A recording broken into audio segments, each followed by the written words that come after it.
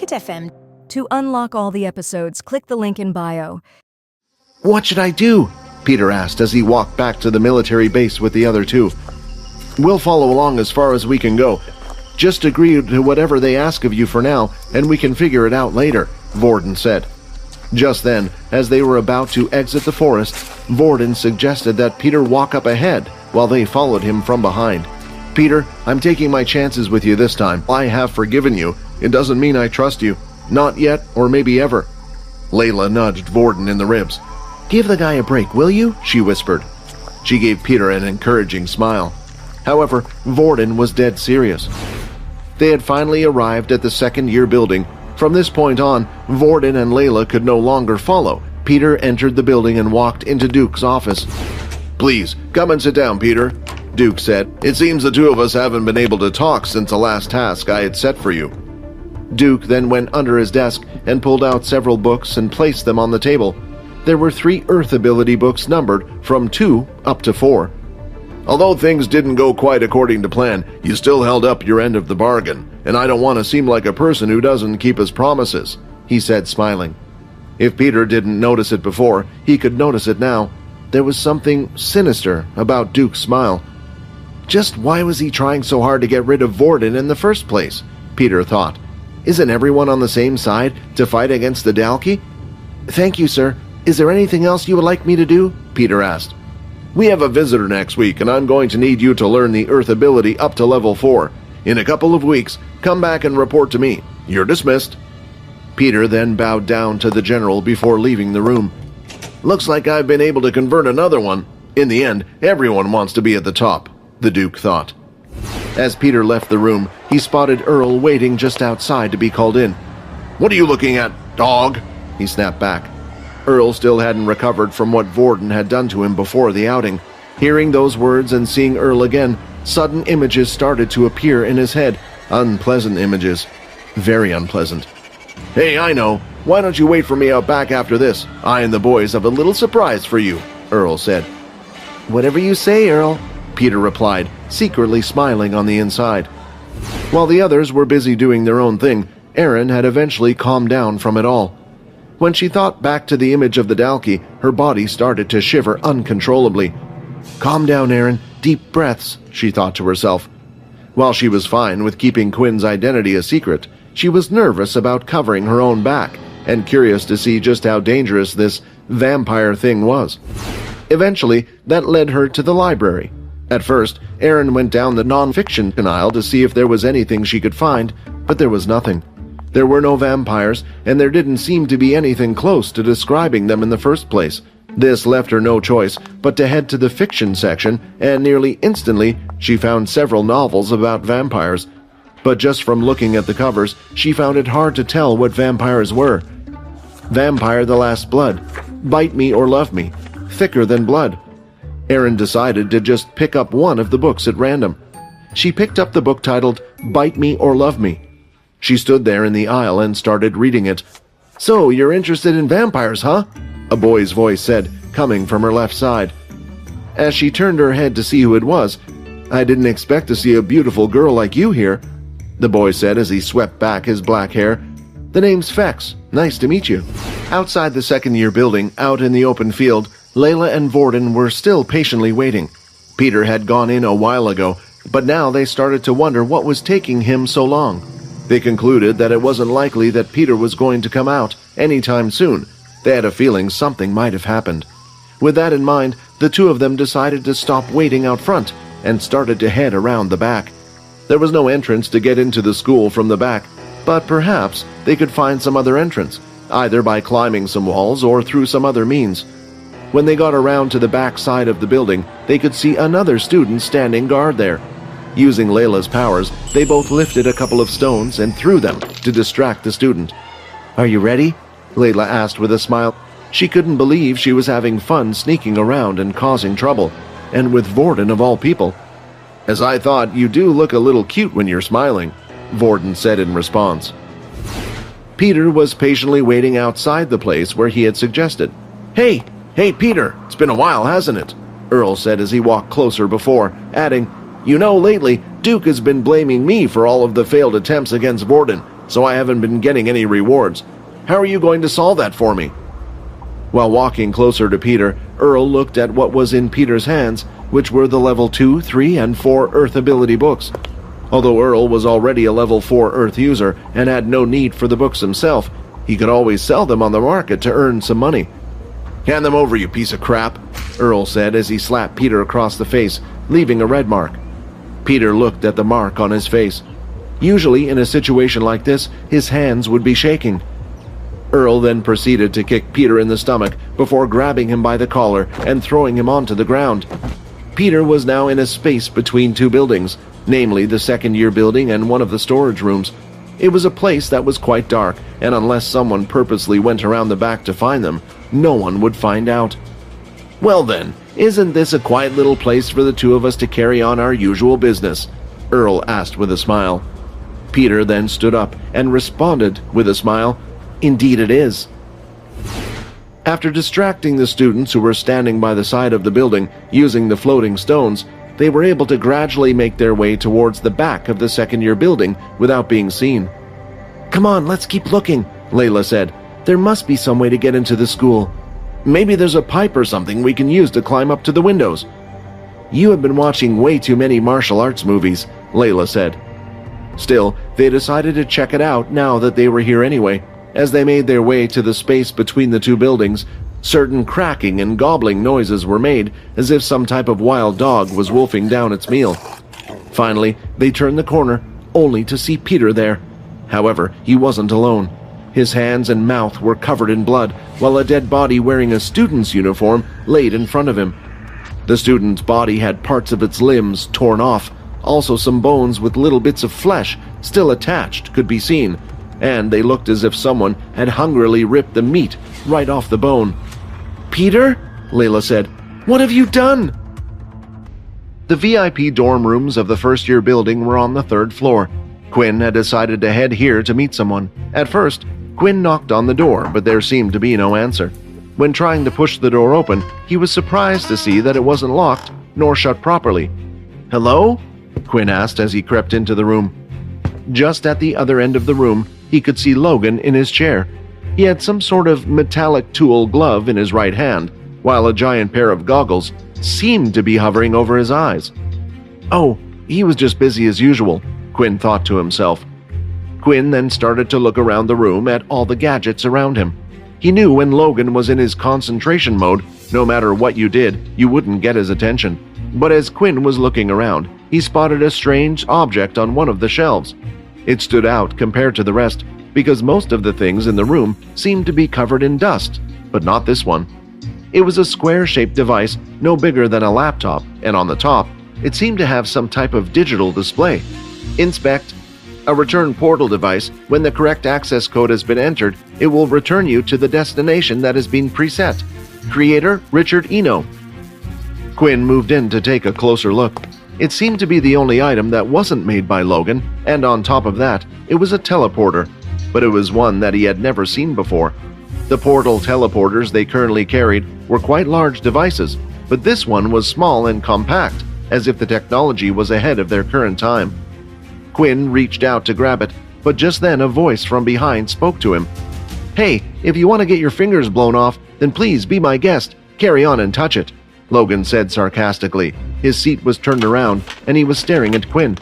"Then again, I would love to see whose ability is stronger, mine or yours," he continued. "Sorry about that," Quinn said as he pulled back his hand.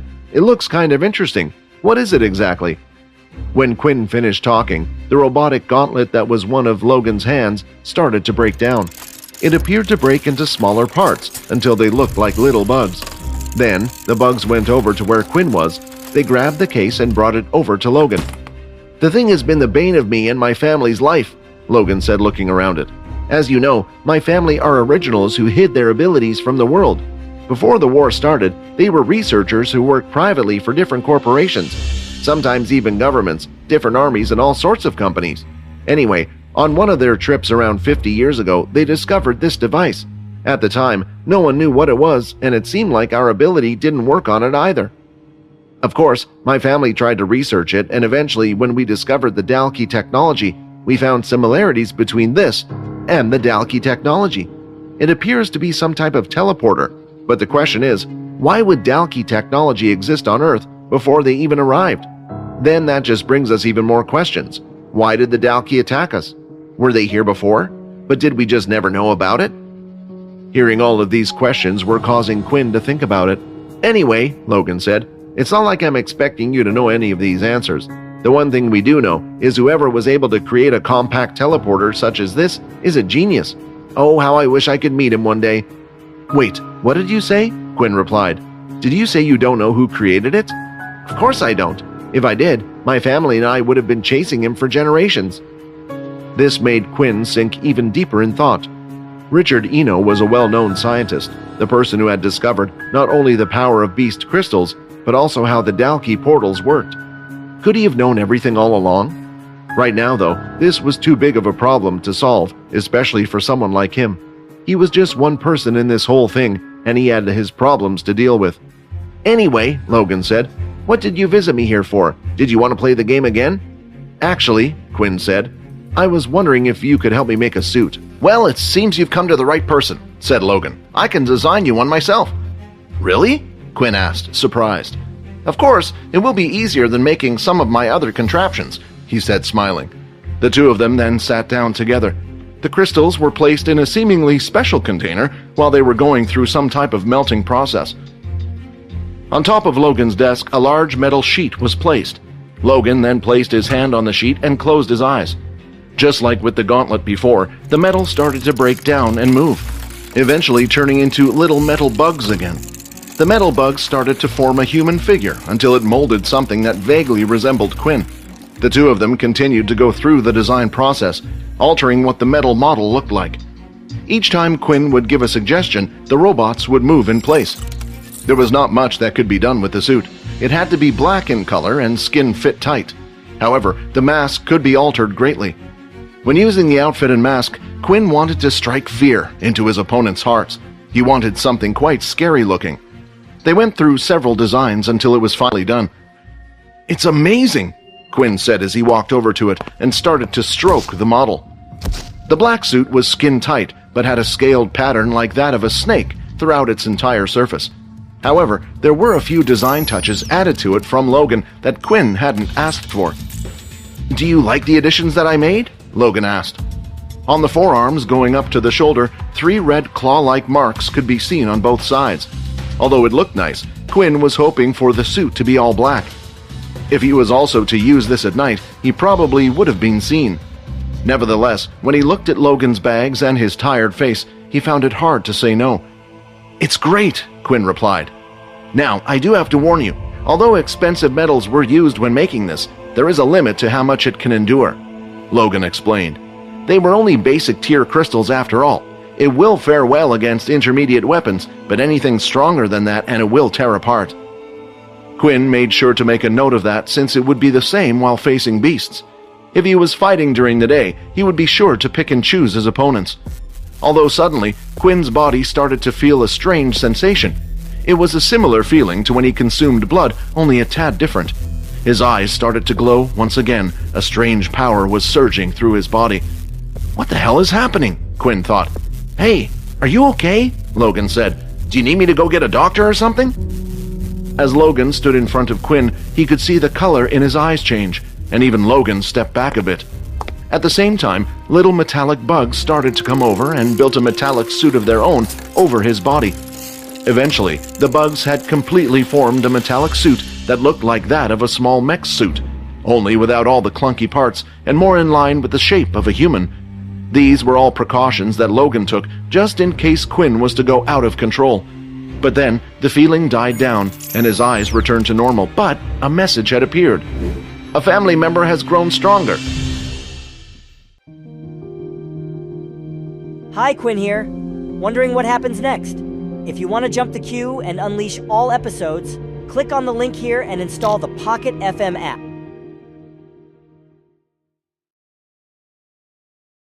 Standing alone in the fantasy section of the library was Erin and a strange boy known as Fex. Erin was still holding a vampire love story in her hand, and her face had gone bright red as she couldn't believe someone had just caught her reading such a dirty book. Quickly hoping to avoid further embarrassment, Aaron put the book back where it was placed and started to walk over towards the boy. Fex started to smile. "Now, why don't you lift your head so I can take another look at your pretty face?" Aaron lifted her head, but dashed forward in an instant. A type of ice sword was forming in her right hand. Using her forearm, she pushed Fex up against the wall right by his neck. The area started to freeze, and now the ice sword was pointed right at his throat. "If you tell anyone about what you saw today, you're dead, you hear me?" "Look, I don't want to cause any trouble," he said. Aaron looked at him carefully, noticing all the features that he had. "Good. I will remember you, and if anyone finds out about what you saw today, I'll be coming back for you," Aaron said as she took away the ice sword. She then started her exit, leaving Fex in this sticky situation, frozen to the wall with the ice, still confining his body. "Wait!" he shouted. "Aren't you going to let me go?" Eventually, Aaron had left the library. The other people who were nearby going to look at the commotion down the aisle, wondering what was going on. However, all they could see was a single man stuck up against the wall.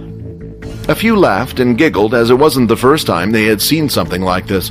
After all, few of the braver boys among the first-year students had tried to confess their love to Aaron. She would often leave them there frozen in place while waiting for the ice to melt. She did this as a warning for other suitors in the future. While no one was looking, Fex used his strength to break free both of his arms from the ice. He then used his hands to crack the ice that was around his neck as well. "Looks like someone was able to resist my charm already," Fex said. "Well now, that just makes me want to go after her more." Fex's original plan was to travel and explore the human world, to experience all the things his grandfather had told him, but his plans were quickly stopped once he was caught. When he woke up, he was in front of General Nathan. However, Nathan did say that as long as he contacted his guardians, informed them, and showed proof of his age, they would set him free. A digital display then appeared in front of Fex's face with a little digital keyboard. It asked him what type of ability he had. For this question, he had a plan. After checking over the details and seeing Fex's ability, no more work needed to be done. A wristwatch was given to Fex before leaving. The display on the device was showing the number 1. Not knowing what to do, and knowing nearly no one at the base, Fex decided to head to the library to update himself on current events. This led him to his first real encounter with another student, Aaron. The rest of the story was what got him frozen to a wall. After looking at a few books about vampires, he quickly realized that most of them were just a bunch of nonsense. As Fex was leaving the library, he had no idea what to do, so he decided that he would just go to his dorm room. While walking down the hallway towards the staircase, he caught a whiff of scent with his nose, and a familiar smell registered in his mind. "Now this is interesting. I wonder what family he belongs to. What on earth is he doing at this base?" Fex thought. In the dark alley away from the prying eyes, the two of them stood there in shock as they watched Peter feasting on a human body. Seeing the atrocious sight, Layla could no longer stomach it. "I think I'm just going to step out of the alley for a bit and keep watch," Layla said as she quickly rushed out. "Peter!" Vorden said in an aggressive but quiet voice. "Peter!" Suddenly, Peter seemed to snap out of whatever daze he was in. He immediately dropped what was in his hand and started to scurry away into the alley. "Was this me?" Peter said as he thought back to what had happened just moments ago. When Earl had called out to him and kicked him down the alley, a type of rage had consumed him. Then, soon after, Earl became a tasty snack for Peter. Peter would have liked to say his mind was out of it, he didn't know what he was doing, but he knew that was a lie. Peter knew exactly what he was doing. The only thing Peter didn't plan for was what happened after. Right now, in front of Vorden, Peter needed to keep up his act as a weak-minded boy. He was too worried about what the others would think of him if they found out he knew exactly what he had just done. I just killed someone," Peter said. "Cut the crap," Vorden said. "Now is not the time to act like this. How long has he been dead for?" "What do you mean?" Peter replied. "I said how long. It's important, Peter. 5 minutes? 10 minutes? The panic in Vorden's voice seemed to be getting urgent. "I don't know. Maybe 10 minutes, I would say," Peter answered. Wasting no time, he then grabbed Peter by the arm and dragged him out of the alley. "We have to get out of here now," he said with urgency in his voice. When the area was clear, they would walk again until they finally returned to the open spot in the forest where they were practicing a while ago. "What was the big rush back there? We just left the body in the alleyway. Won't the school find out that a student died?" Layla asked. "We had no choice," Vorden replied. "Maybe if we had gotten there a little earlier, we could have done something, taken the body with us. But once the watch is taken off or detects no sign of life, it pings a message to the school. Fortunately for us, the watch waits a full 5 minutes before sending this type of thing. That's why I was in a rush. If we were seen, there's nothing we could have done. At least now we won't be caught."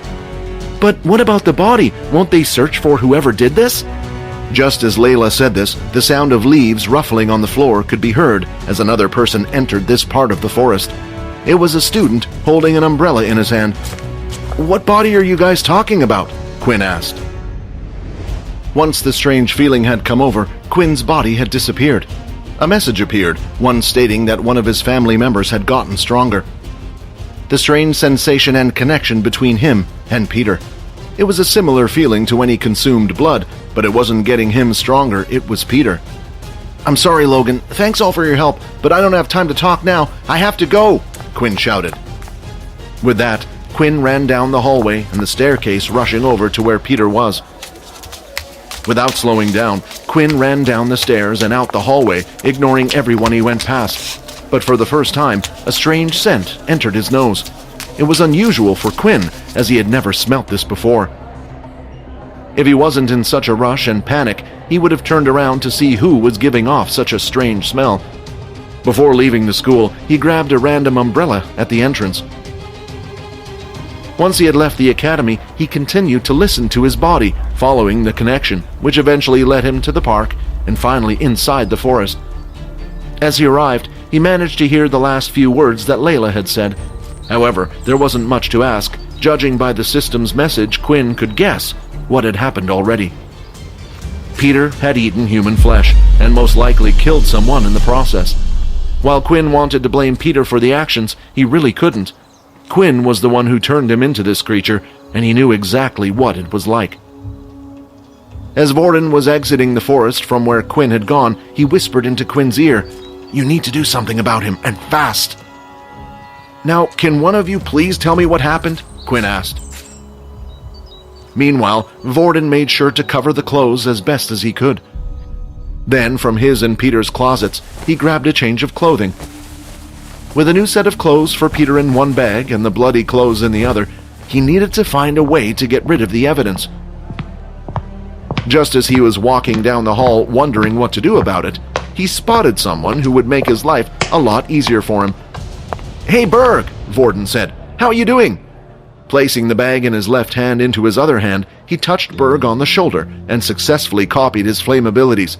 "Oh, Vorden," Berg said with a fake smile on his face. "It's so nice to see you.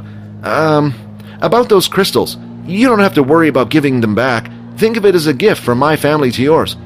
"Oh, thanks. I was just coming to check if that was okay with you," Vorden replied. But while Vorden was doing his best to fake a conversation, he noticed that many of the students in the hallway were gossiping about something. "Did you hear about what they found?" one of the students said. "You mean that thing they found behind the second-year building?" another replied. "Yeah, all the students are outside, while the school's investigation team is trying to find out what happened.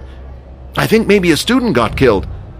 Using this opportunity, Vorden was able to sneak off into a secluded area and burn all the evidence without anyone noticing.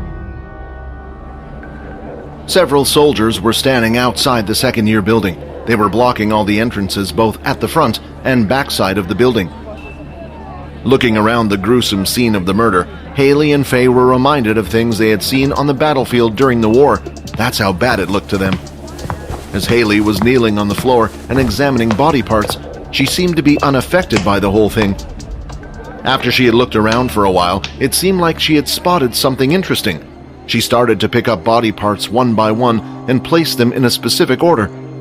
"I noticed something strange about all the parts I've gathered and lined up. They all have one thing in common," Haley replied. "As far as I can see, the only thing they have in common is that they are spattered with blood all over. So what did you notice?" Faye asked as she looked around. She was trying to see what Haley had noticed. Haley picked up one of the body parts which looked like part of a leg. She then showed it to Faye and said, "You see this here?" while she pointed at 2 puncture marks. "For the most part, it looks like whoever or whatever did this used some type of claw to dig into this student's flesh, but on a few body parts, I noticed those puncture wounds that look like teeth marks." "Okay, I see what you're saying." Faye said with confusion on her face. Well, the thing is, this isn't the first time that I've seen these kinds of marks. Do you remember when we went through the red portal and we discovered the true Dream member? Haley asked. Well, he wasn't the only one. I've seen the same marks on other students in the sickbay before. You're not saying those two students could have anything to do with it, are you? Faye asked incredulously. I'm not saying that they are the culprit, but whatever it is, it's following them around or linked to them in some way, Haley replied. Inside the first-year building dorm room, the group had gathered. Damn it! Layla shouted. Now that I've witnessed everything, I'll be called an accomplice. If they find out about this, we could be put in the dungeon. What will I tell my parents then? It was the first time the group had seen Layla so freaked out. Peter, I think you owe us an explanation, Vorden said. Fair enough, if you were hungry and needed to eat something, why didn't you come to us? I'm sorry, I don't know what came over me, Peter said. When the hunger grew and Earl slapped me, I just lost control. When I finally regained control, I was already eating his corpse. I don't know what happened in between. Peter turned out to be quite an impressive actor. He looked frightened and worried, and everyone there bought it. Although, there was one exception. He's lying, the system said. Hi, Quinn here. Wondering what happens next? If you want to jump the queue and unleash all episodes, click on the link here and install the Pocket FM app.